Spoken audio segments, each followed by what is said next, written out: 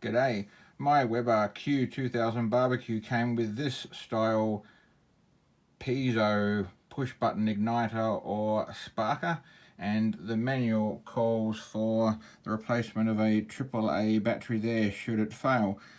Trouble is, this style of igniter actually has no battery.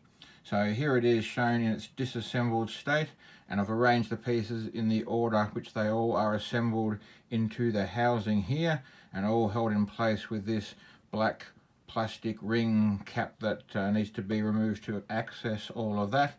That ring only comes off with a lot of force and prizing, so that's a difficult thing to do. So if you've got issues, it won't be a battery. There is no battery.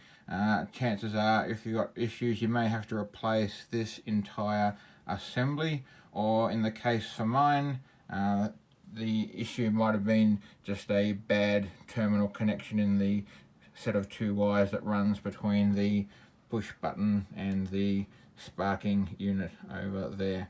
Hope you find this helpful. Goodbye.